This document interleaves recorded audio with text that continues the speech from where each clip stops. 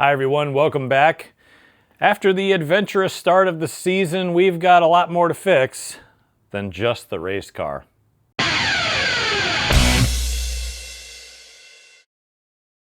Guys, thank you so much for watching. I greatly appreciate it, and I know I tell you that every single week, but I really do. Like, I genuinely do. Lately, I think the videos have kind of been trailing off because of the algorithm, but I'd really like to get that back. I'd love to get these view counts back up, and a way you can do that is by subscribing. If you do subscribe, it does help a lot with reach. And if you share me with your social media platforms, I know I provide you with some entertainment. You could help me out a lot if you just hit the share button and share it amongst your friends. That would really help a lot. What really helps also is to go to GleasonBrosRacing.com. It is now racing season. We are already into it. Get your merch. Not only for the race team, but for the channel as well. We've got novelty merch, we've got race team merch, we've got stickers, hats, koozies, let's see, what else we got? I got golf shirts, I think.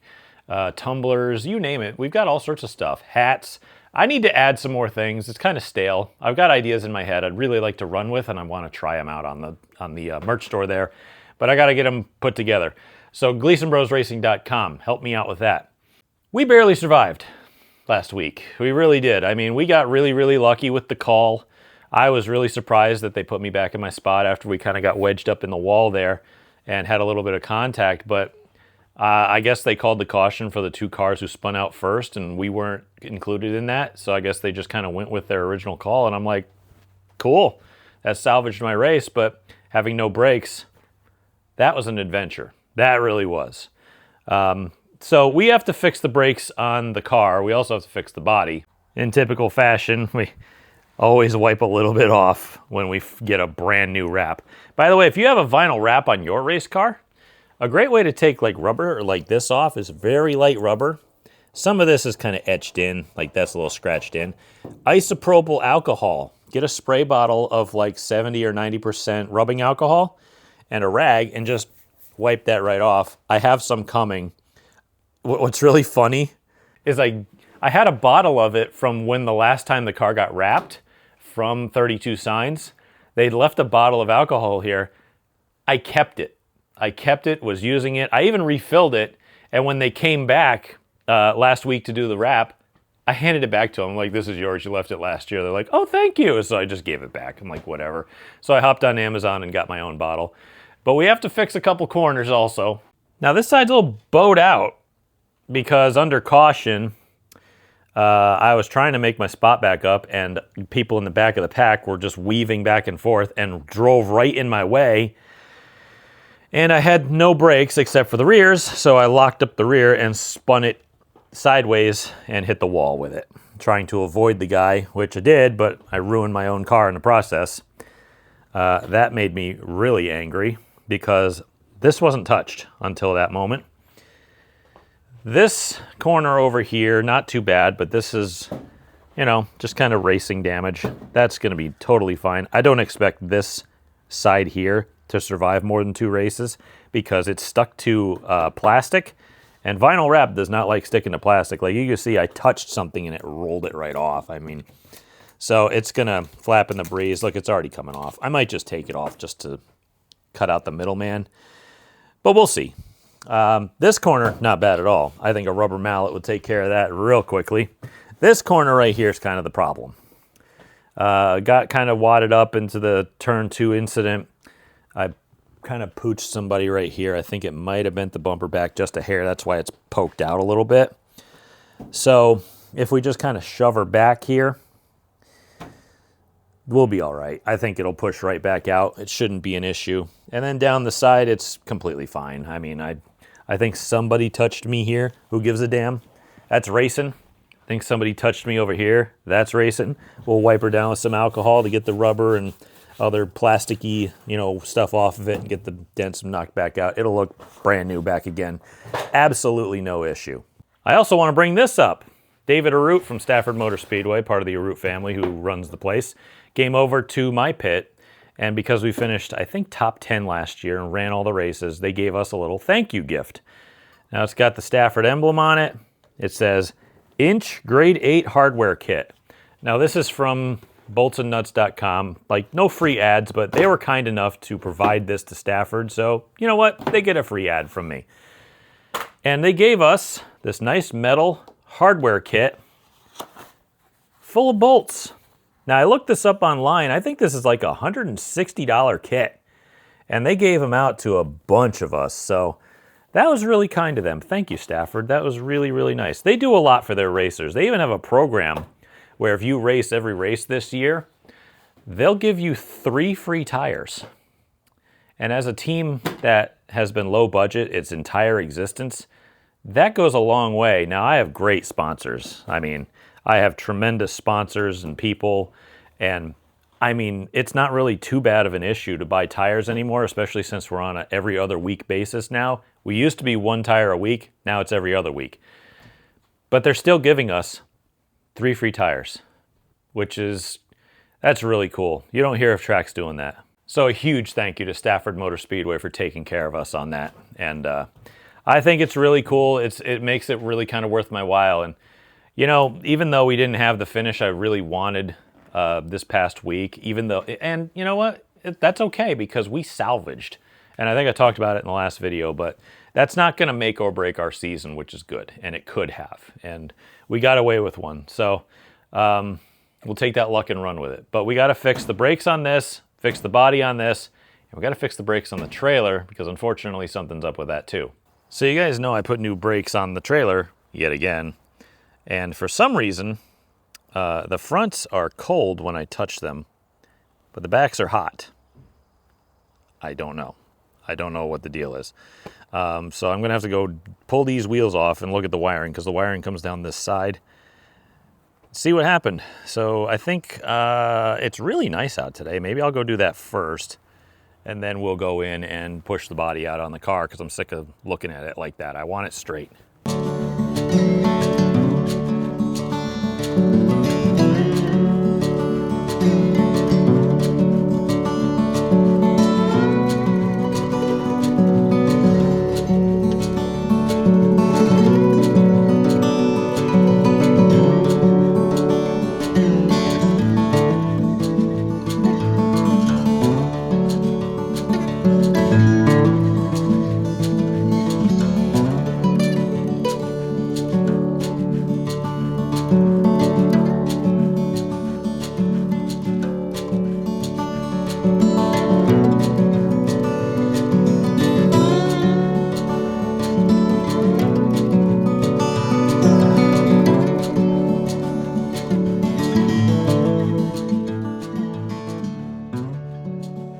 There it is.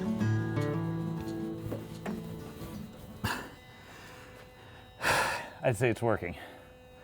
However, both sides are working.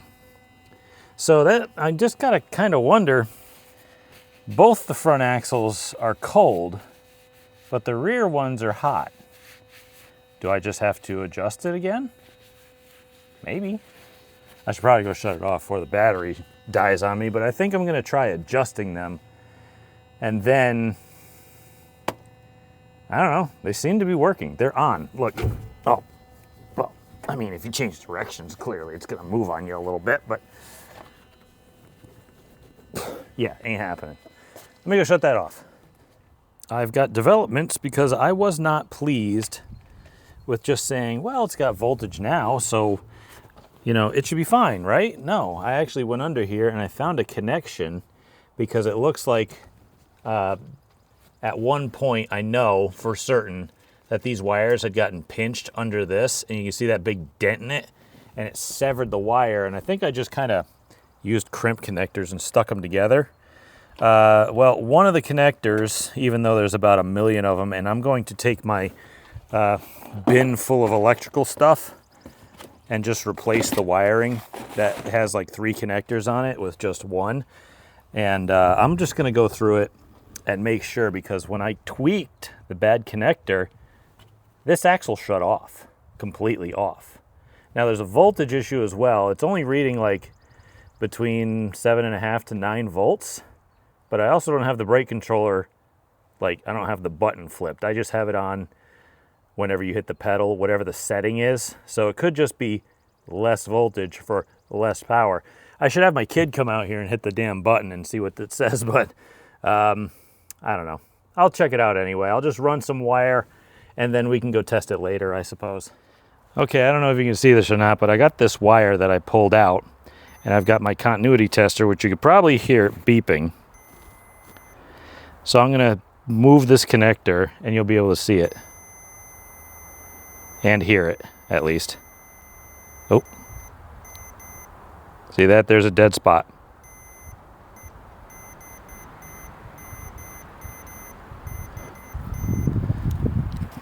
There's your problem. So while I was outside, I got a few deliveries, including the thing I was talking about, the isopropyl or rubbing alcohol, whatever I'm trying to say. It is good for taking off like impurities out of your wrap if you have a vinyl wrapped car, which I seem to at this point. See how there's some rubber here that kind of bounced up off it? Let's see if that takes care of it. It's going to take a little bit of elbow grease to get that out, but it will come out. And any impurities as well, like if I had a solid base, it would really come out. Oh yeah, there it goes. Like I said, you just got to rub the hell out of it just to work it out. See, the rubber's gone now. You got some vinyl or paint or, like I said, rubber marker. Oh, there we go. Yeah, you got to let it sit a little longer, I think. But you get all that stuff on your wrap. Isopropyl alcohol will not melt the wrap, and it'll clean it right off, which really, really helps. I was trying it down here on this little guy, but that's a little bit too burned in. You can see how the sheen got taken off right there. See how the light just kind of, you can see right through it. If it's burned in like that, you can try your best to get the black out of it for the rubber, but it's pretty much there anyway. But it works pretty good. I've been using it for a while, and I know the wrap people told me about it, so that's why I started doing it. All right, I'm going to get to work on pushing corners out because I really am getting sick of seeing this like this. I want my car pretty.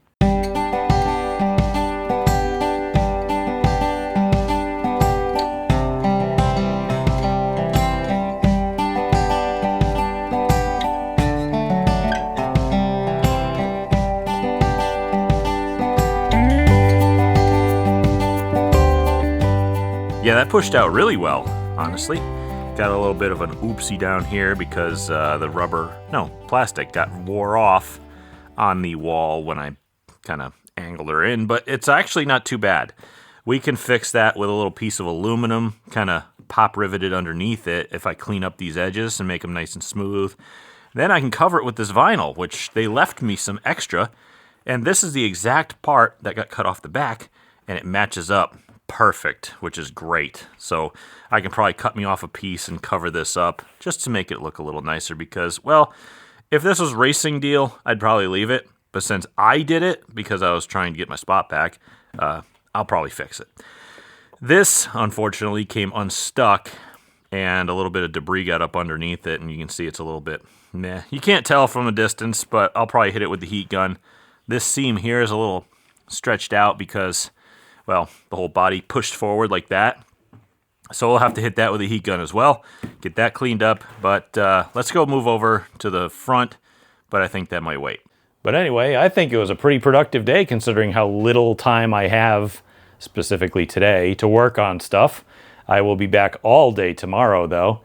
Especially getting that trailer fixed. I mean, finding that wire where the continuity was dropping out of it, that's the exact symptom of what was happening with the brakes. I mean, if one trailer axle on a tandem axle trailer is hot and the other one's cold, it must have been sitting in that dead zone. And it would be pretty easy for it to do if that was where neutral kind of was for that specific wire. Because in one spot, if it's dead straight, it was not getting continuity. But if you bent it, it was. So it's like, I think we might have found it. We're going to try it out again. I'll take it down the road when we go to the track next, I guess. I don't know. I don't know if I'm going to have time to test it or not. Whatever, dude. But we'll figure it out. And I think since we got this corner all set up and we could race that one, I'm going to get to the left front tomorrow and get that squared away. We'll get the whole body squared away on this car. Then we can dive into the brakes and see if we can get that fixed on this. But that can wait for tomorrow. All right, bright and early the next day, I think we're going to go move over to the front here and get that pushed out. That's going to be a little worse than that right rear corner was. And I gotta find a way to figure out why these corners keep pushing in so easy. I'm used to, and actually, I'm gonna be honest with you, I think I figured it out. See, I'm used to stock frame cars, and when I put little stanchions in to try to keep the thing from, pushing back on the corners and pushing in on the sides, the stock frames are a lot more beefy than these. And up front, see, it's not a solid spot. That's actually open. I mean, there's a tube through here that I put this right up against, but you can see it's buckled here. There's a little bit of a bulge right there. So that means that it's pushed back a hair, and I ran into problems with that on that other front end as well. I do not want this fender coming back and interfering with the tire. It's close, and I don't like that.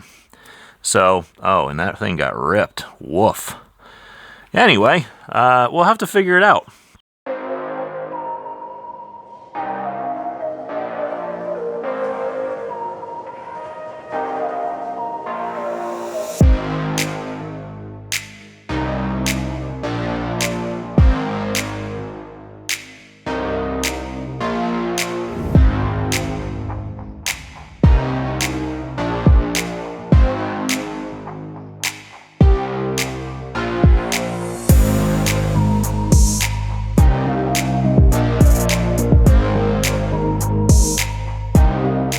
Oh boy, I really fixed my mistakes pretty well. It came out good. Put a little piece of aluminum back here to fill this hole, and you can't really see it unless you're on top of it because you stand back here, and I found a piece of vinyl that would cover up the oopsie.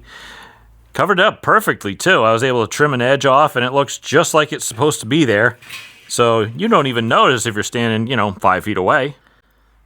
Right front's pretty clean too, if I do say so. It's not too bad. It's got a couple scuff marks, but I mean, it's raced. I did make the decision. I took the vinyl off the front of the nose. I figured, you know what? It's already ripped off. It's already starting to come apart. I'm not going to have something flapping in case I get into somebody else and it starts doing this. That happened to me last year. I ripped the thing off. I think the first race, both sides came off. So I'm like, you know what? Let's just kind of right angle the thing and we'll be fine. For how bad this side was, it really, really took shape. Of course, it's, beat in, so it's going to be a little flared because you're hammering it back out. The metal is stretched, but it's going to add a little bit of shape to it, which is just fine. Hopefully, it'll keep a lot of the rubber flakes from hitting the front quarter, which it does quite a bit. I did do a lot of patchwork, though. I found some pieces. I was able to kind of get in here and patch it up. And like I said, if you're standing a foot or two away, I mean, you can barely see it, and it's great. I got to find some, I think, semi-gloss. I might tape off all of this area here, just the whole thing, semi-gloss that one little panel there, and it should be pretty good. I just noticed I haven't touched the left rear, but if I stick my palm in there and just bash it out and then pull the bottom out where the bolt is, that should come right out. No problem. We'll wipe her down. This body is done. I know that really kind of didn't need to be done immediately, but that's one of those things where it's like, it was bugging me. I'm like, I want this fixed. I don't want to be sitting here looking at it. I'm thinking we did some good work here, and I'm happy with it. So now's the time to go to the mechanical side, and this is not going to be fun.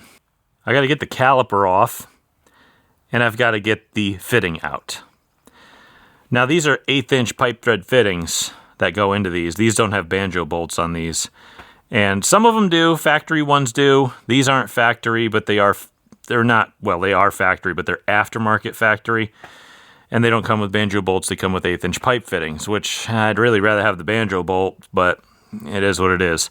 So I got to pull that off. We have to use an easy out or something to get that pipe thread out. And I got a couple fittings that should work. This is what I had on there. It's a straight 1/8-inch to, I think it's -4. I don't know, you could use -3 or 4. I just used that. And I got a right angle one. I don't know if this is going to help or if it's going to, I don't know. I'd really have to measure how long overall it is and why I got bashed off. But I'm going to start with the right angle one and have this as a spare. I really should put that in a spare caliper because if I'm at the track, I'm not going to be using the easy out to rock one of these things out of there. I'm just going to swipe the caliper and put it in. So I think I'll go dig one of those. I know I have spare calipers. I think I've got an old spare Howe calipers. I'm going to go dig them out of the box, knowing now that the right front could be an issue in the future, but I'm trying to think, and I'm like, why did that go bad? Because what happened was the right front hit the lower, like the fitting, hit the lower control arm in the car when the wheel turned all the way out. I don't remember turning the wheel out, and I don't remember the wheel getting taken out of my hands when we got squeezed up in the wall. I kind of just went and just kind of wedged myself in there and said, oh, that was pretty close, and backed up and took off. Then I had no pedal. Now, I also seem to recall at one point another fitting on this right front got bent. Yeah, I remember that now. I had another straight fitting on this right front caliper, and I'd noticed that when I was changing out one of the hoses, that the fitting was loose. And I pulled the fitting out, and it had bent. And I'd actually found that fitting when I was doing scrap metal. I'd found it on the shelf, and I was like, oh, I remember this. I'm not going to save this. I'm going to throw this out because it's bent.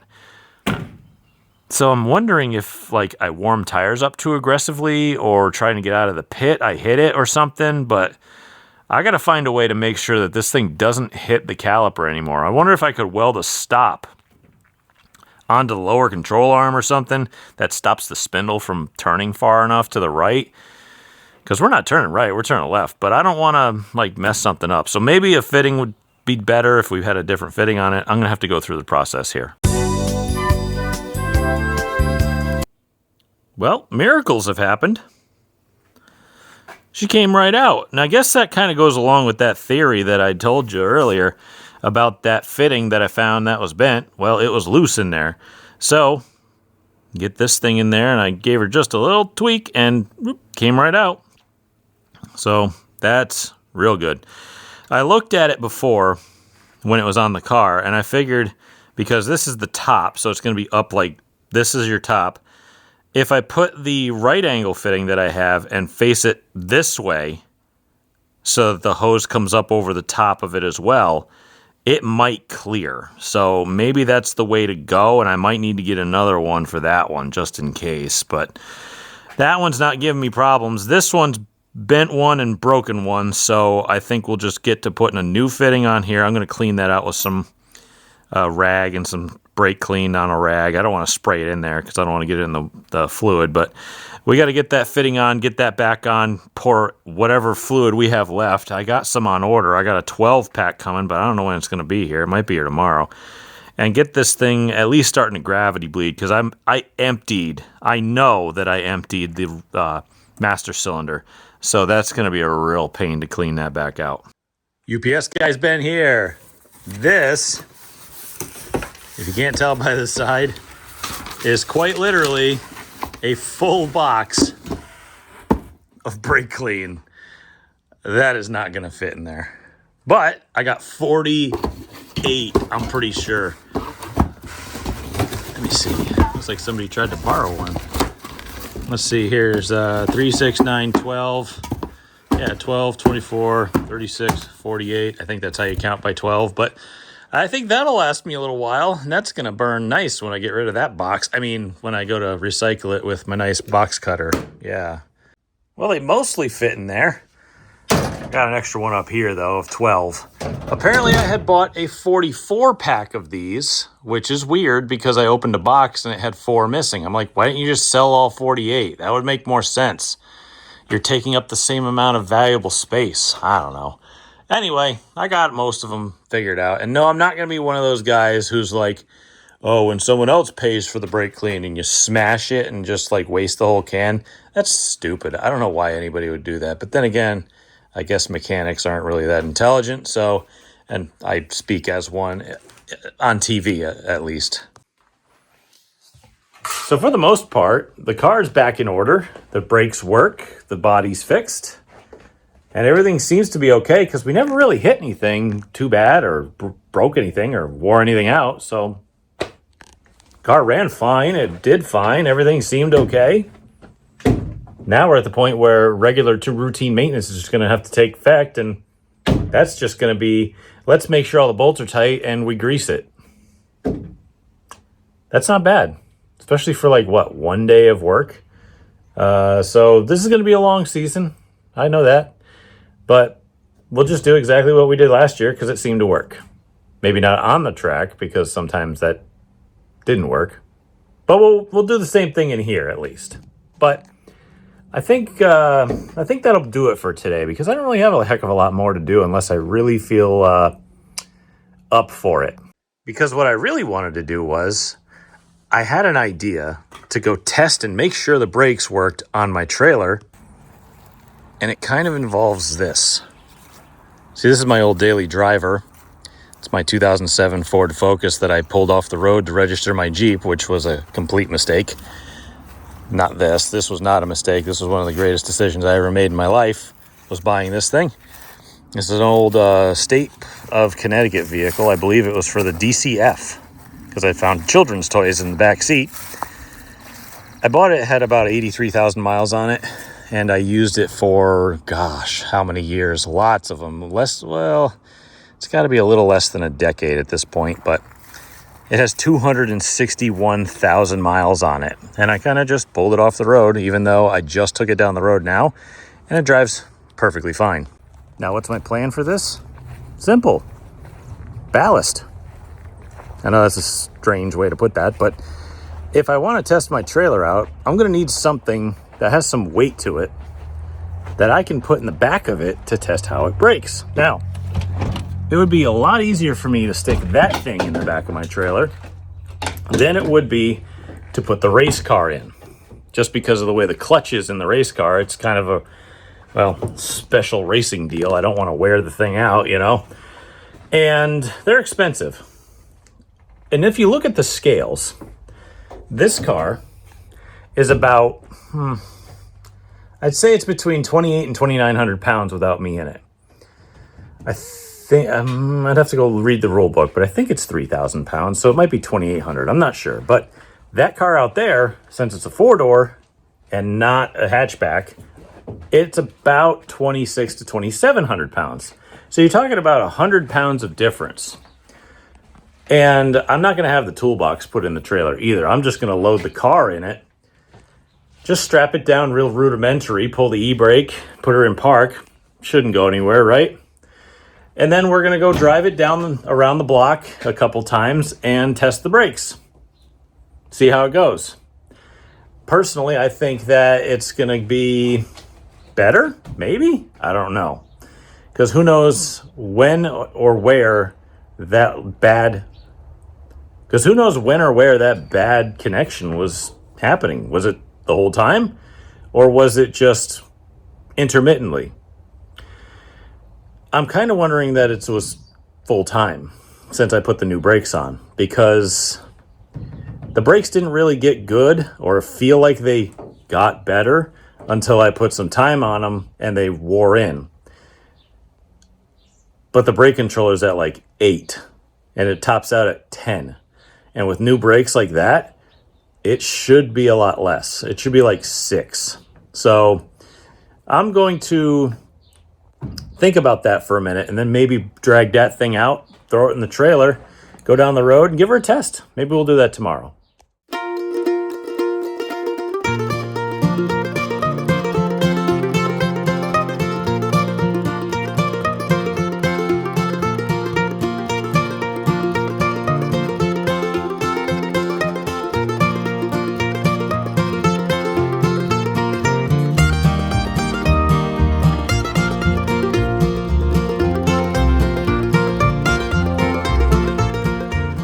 So here's my plan for testing the trailer. It's the next day. I was gonna take my little Ford and put it in there, but I have the Crown Vic, that weighs more. And I need to test these brakes out because of that bad wire, and I think I only had rear brakes on the rear tandem. So I can hear the front brakes working. They feel like they're working. I bet you they're not even bed in yet. I've been looking for my keys though. Oh no, what do you want to bet I left them in the, I'm not going back in the trailer. I'll just go get my spare set.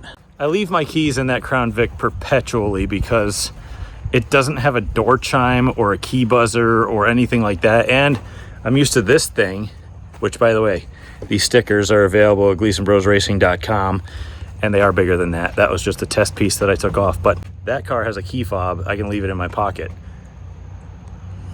Oops. Spare keys. At least these have the ones that I can open up the trailer with, so that's good.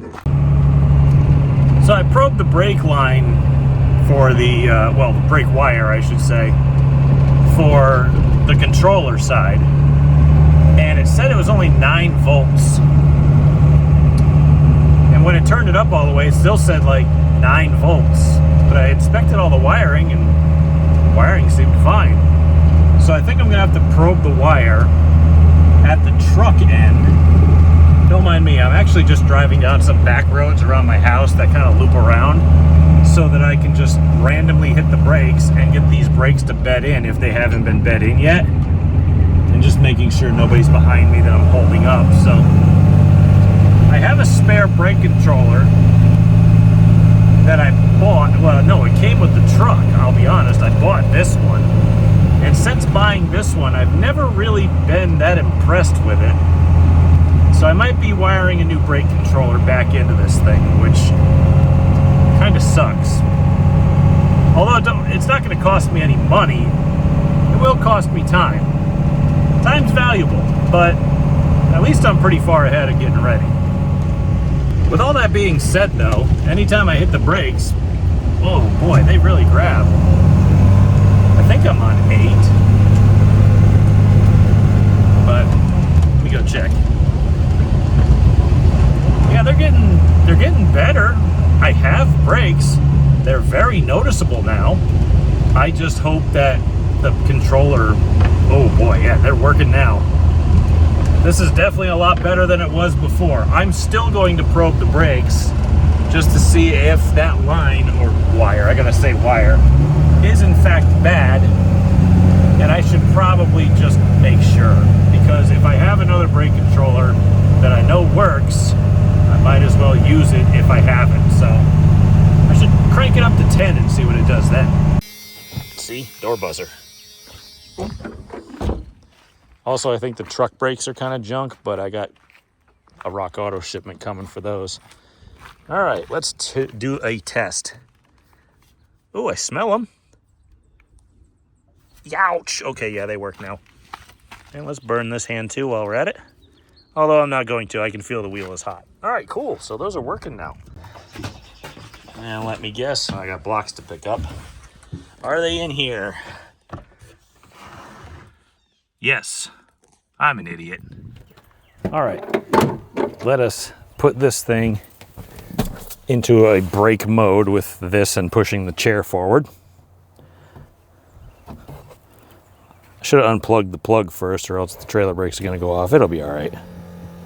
There, that is on. I'm going to turn it all the way up to 10 and unplug the trailer, which will hear a clunk. Okay. Let's get my multimeter out. Do you call these multimeters or multimeters? In an airplane, you call it an altimeter, but not an altimeter. I don't know. All right. There's 7 pins in this because it's an RV connector. I'm looking for the bottom right plug. There's, top right, center right, bottom right, and the same on the left, and one in the center. 10.9 point. It's steadily dropping.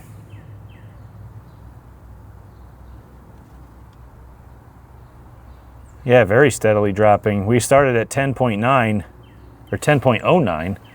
We're now down to 9.77, 76, 75, 74, 73. That's not good. So now I'm wondering if there's a wire issue. I already went through the ground last year. I did clean up the ground and put that together, and I rewired that plug because the wiring in this truck was really kind of junk and shot, and I redid all of it and magically everything started working again. Now I'm concerned because I've read that electric trailer brakes need, well, 12 volts, clearly. And you can regulate the voltage with the controller, which is how that works. And if you get 9 on the highest setting, that means there could be a problem somewhere. So it's not on the trailer, it is here. So maybe I'll go dive under the dashboard and see if I can probe a wire or something, but that's really gonna suck. I went and probed in there at the brake controller, and the brake controller works perfectly. At 10, it is 12 volts. I turned it down to like, I don't know, 4.5. It was like 5 volts. That works perfectly. So we're losing voltage through the harness on the truck. Oh, that sucks. No, genuinely, that really sucks because, I don't know what to do there. I have to search the entire harness now. Oh, that's bad. So just for giggles, I was back here and I said, well, there's a constant power lead, I believe. And that should be, and they label it, because this was factory when they put this in, because they had a gooseneck back here. That says battery charger, top right. And that should be, 12 volt constant, right? So I went down and probed that top right one right up in here, and it said 10 volts. So whatever voltage is getting back here is definitely not full voltage. So I'm wondering if it is actually a ground issue, or the ground wire itself has a lot of corrosion and resistance in it, and it's causing that to not, well, it's maybe bleed off or something. So I'm probably gonna have to dig into the ground system more than anything else, I'm thinking.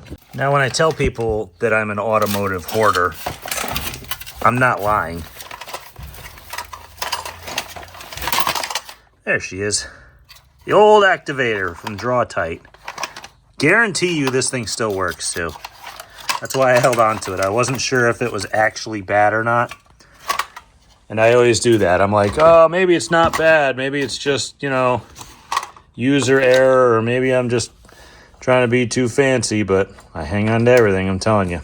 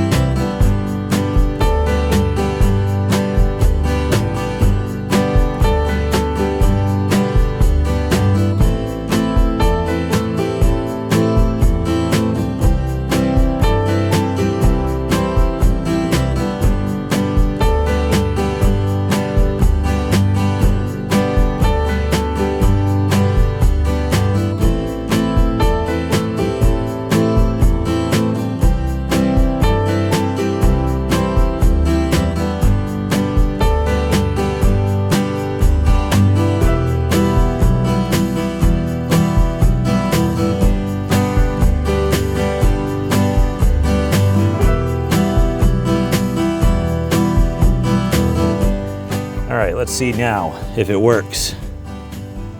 There you go. It's full power right now. It is 12.00 volts. What's the top one say for power? Yep, 12.29. That is your battery voltage. 12.30, whatever. We are back in business. So that, oh man, that makes me feel kind of bad, because now I bought all those new brakes. What if it was just that axle being bad and the voltage being bad, and that's why the brakes wouldn't work? Nah, I'm pretty sure those backing plates and those brakes sucked before, so I don't feel bad at all, because these already feel better and they're under the same circumstances. Even one axle working was better than the old ones, and I had 2 axles working. And I know that because I saw the wear. So anyway, I'm just it's a load off my mind. It really is. It's going to be so much better, especially because my brother was telling me, hey, that taillight looks kind of funky. It's kind of blinking. I'm like, well, that's weird. Well, now we know why, because the voltage was an issue. So we moved that ground and cleaned them up, and I even segregated the ground from the truck and the ground to the plug, and I put a ring terminal on both of them and put them to the same post. So now they're both grounded again, and they are in a fresh spot with a little bit of dielectric grease, and it's to the chassis and not the hitch. I was talking to my neighbor, and I said, yeah, the thing's grounded to the hitch for some reason. I don't know why. And the hitch, I mean, it's factory. It's on there since 1997. And it's got, it's probably got a bunch of corrosion built up between it and the frame. Not a lot. It's not rusty. The truck's never driven in the winter. But the bolts are rusty. There's your corrosion. There's the faces between it and the chassis are probably corroded. So I said, you know what? We'll just ground it straight to the frame. And the voltage immediately came back. So I'm very happy about that. All right. I'm going to call it for today because that was kind of the main thing, was getting the truck and trailer figured out. And I'm going to go inside, go clean up my house a little bit. I'll see you guys tomorrow. It is the next day. It's finally stopped raining, and I'm learning a few things about my truck. Chief among which is I've never been in these drum brakes in the 15 years that I've owned it, and they're fine. Rusty, but fine. I do know that one of the wheel cylinders is bad. So I'm thinking, instead of taking these drums, I was going to get them resurfaced or turned or whatever, but these pads are perfect. Look at them.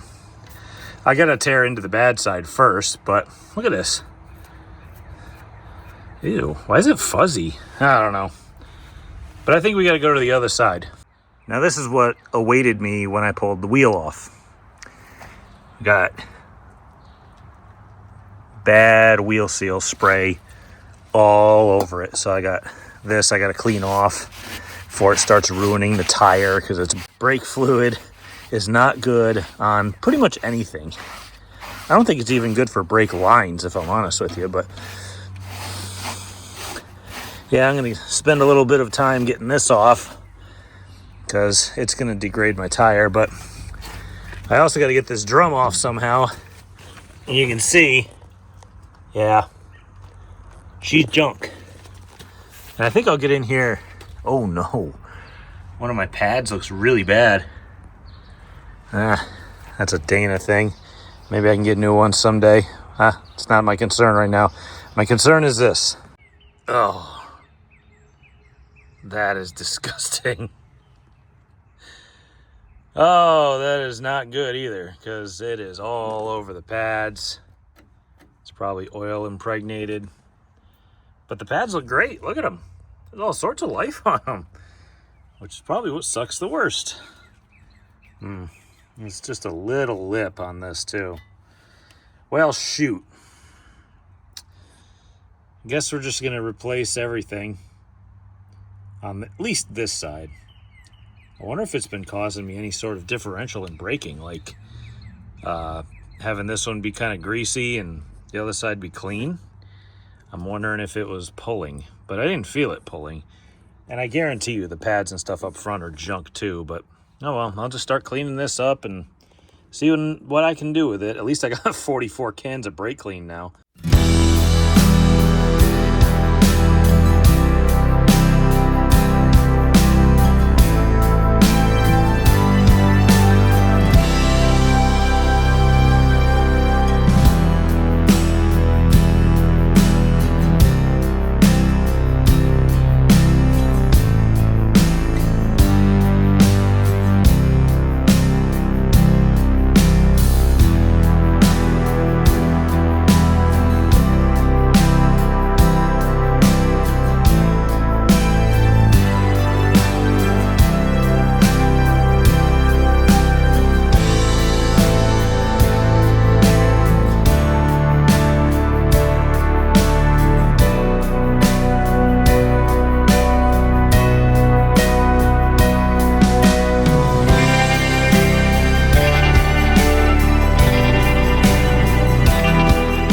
Not too bad.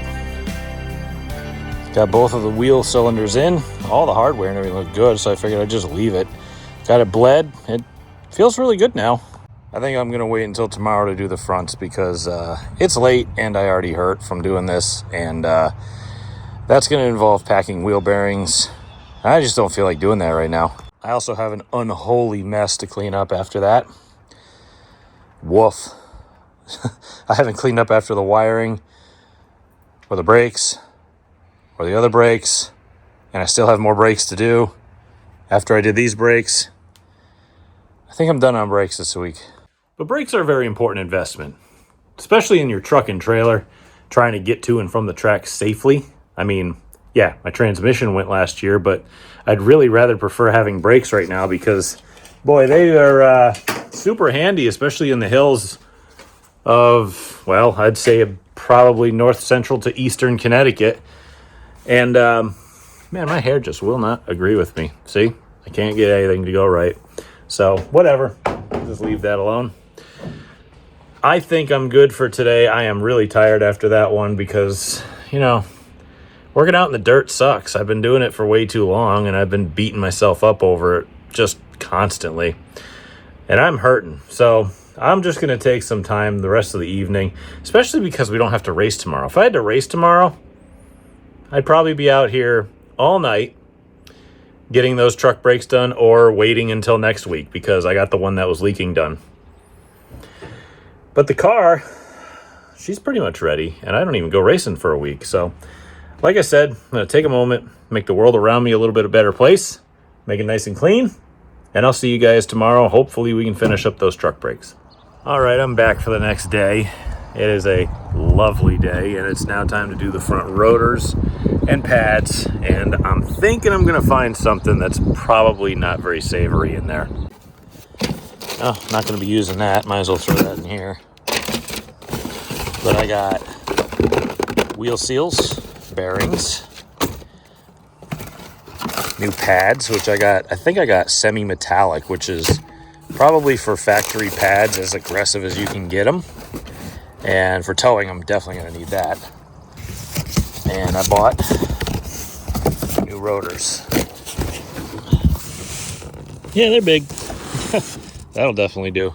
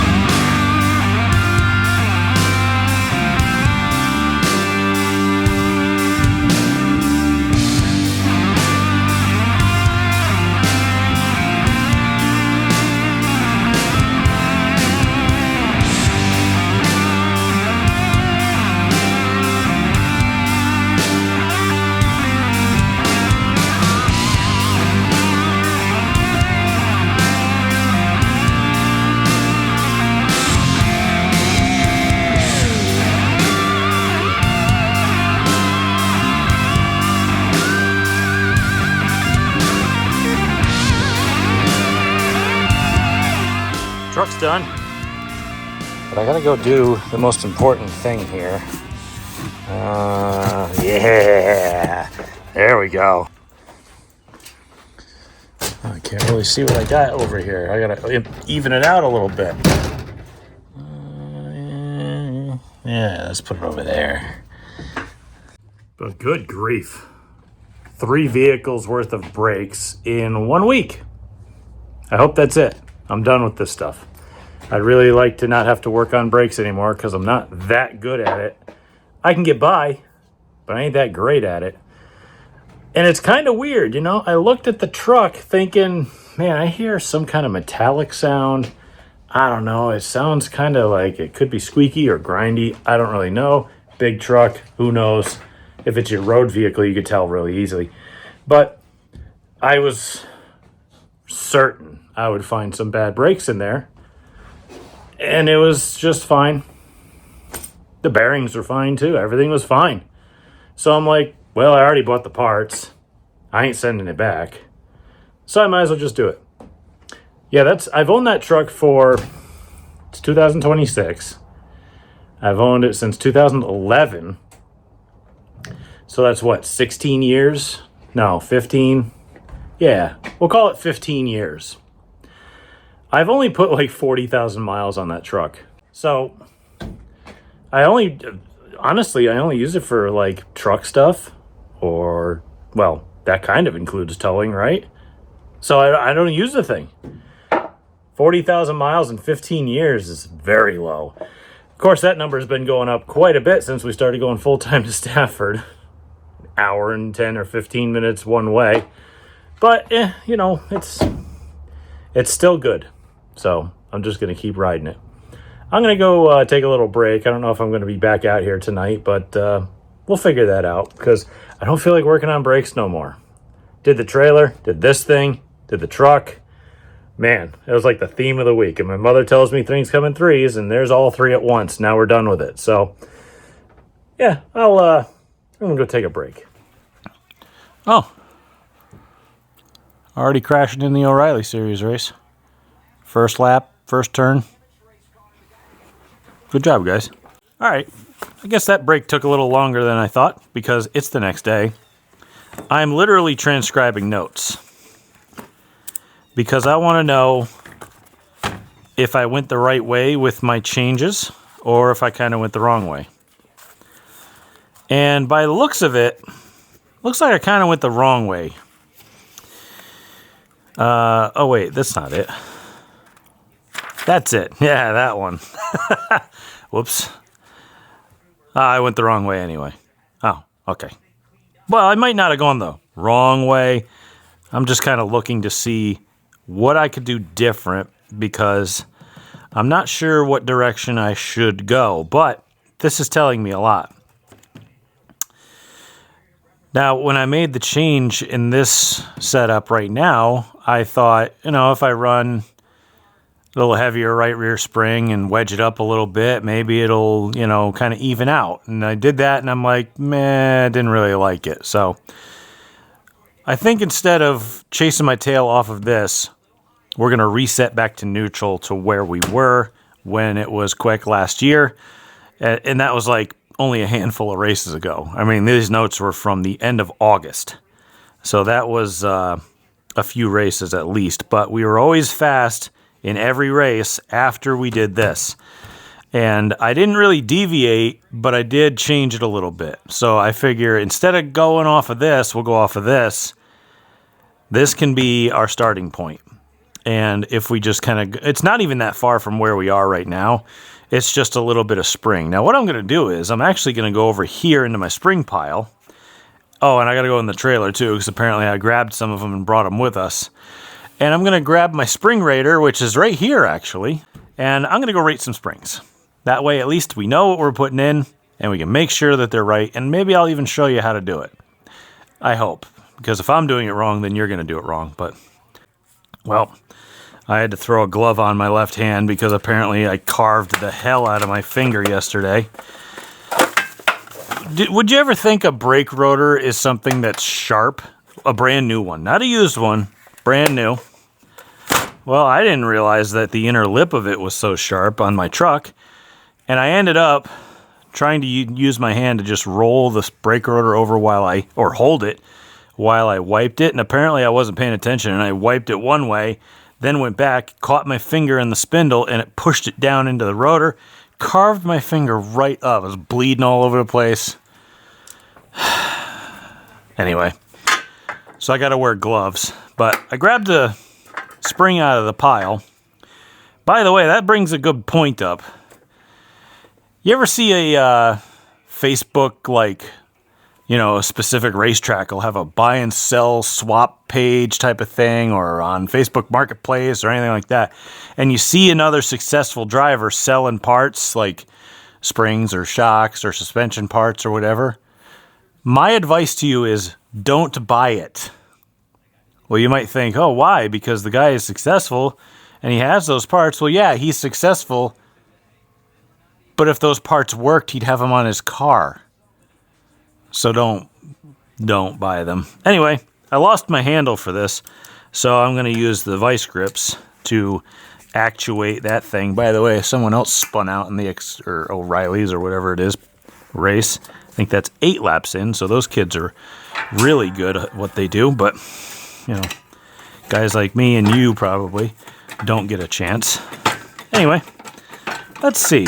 Let's get this just tight. What I like to do is look at the big needle here. And I usually, because these are small and very low rated, and this thing, very small range, I like to go until the needle just moves to preload it, right? Because the number you're going to get first is not going to matter anyway. Because these all exponentially move, okay? Oh, it just ticked. I'm at 3 inches on this scale. This scale is meaningless except for trying to measure the rate. Okay, so let's go to 4 inches.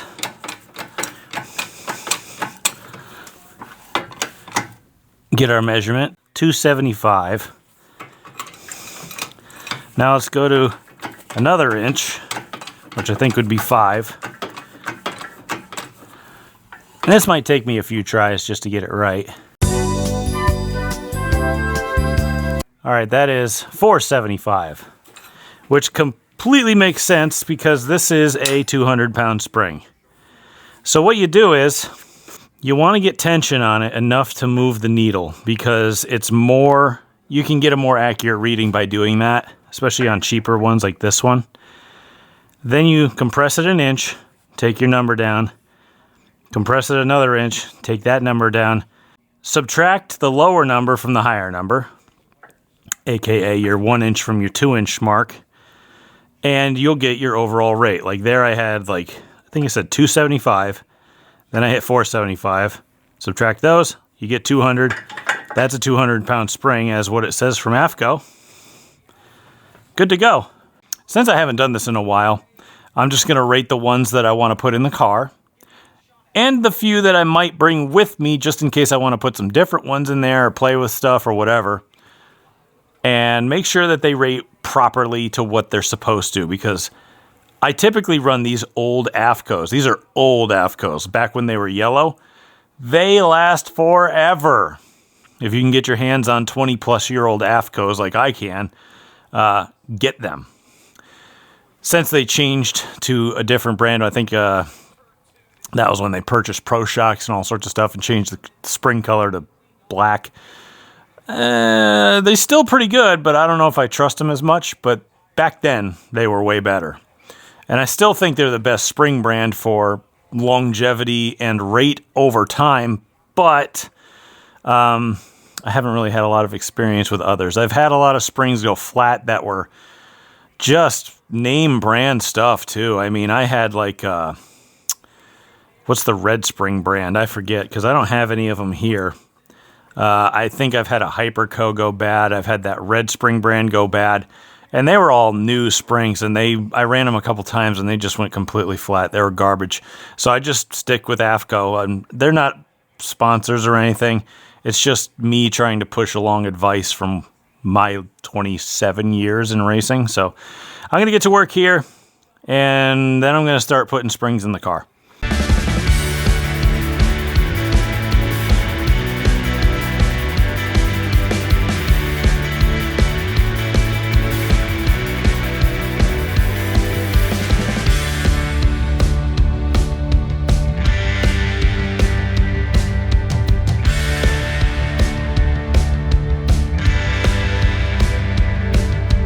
As usual, it took me a few tries to get this thing right, but I kind of came up with a solution because this thing's kind of old, seen a little bit of use, sat for a while, and it is cheap and old.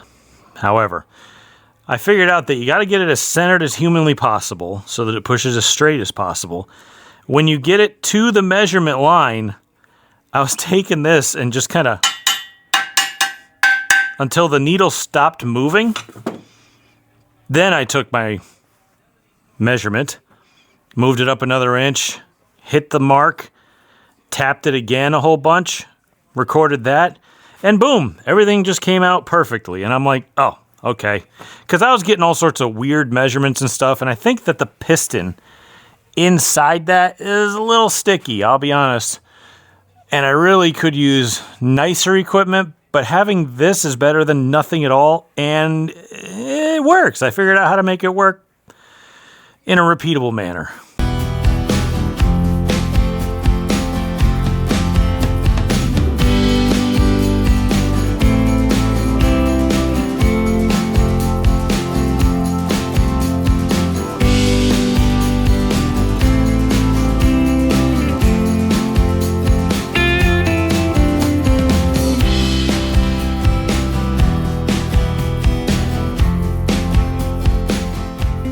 All right, I am cleaning up tools. I call these my brother's tools because he's like, why don't you have ratcheting wrenches and tech? And I'm like, I do, they're in the toolbox. He's like, yeah, but we need them here. So he bought me a giant set of these, so thank you. I've been using them because they have sizes I don't. Rear springs are in, shocks are hooked back up. I think, you know, what's funny is this is probably where we should have started from last race and gotten to here. I don't know. But I think that's going to do it for tonight. And frankly, this video. Because we actually did what we should have been doing this week, and that was making good use of free time. We had the week off from racing. We had to make a lot of repairs to not only the race car, but to our equipment as well. That isn't the race car. Truck, trailer, etc. all needed repairs. We had to fix the trailer with a broken wire that I didn't even know was broken. Made those brakes work. Still didn't feel that great. Worked okay. Not perfect. Even with a car in it, which was kind of an interesting test. I'm glad we did that because I never would have looked for the electrical issue had I not done the weight test and had a car in the trailer to do it. So I'm glad we did that. We fixed the electrics on the truck. Now the trailer is getting fed 12 volts properly.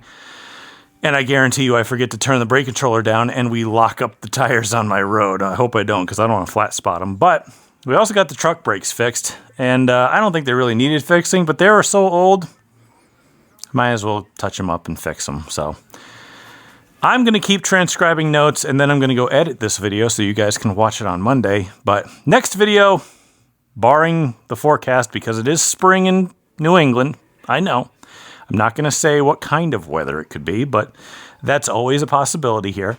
We should be going racing. Let's just say that. So we'll be back to our normal schedule. We're going to have at least a couple weeks off this year, which is actually kind of nice for me. Even though we do have some rainouts, scheduled time off is kind of nice too.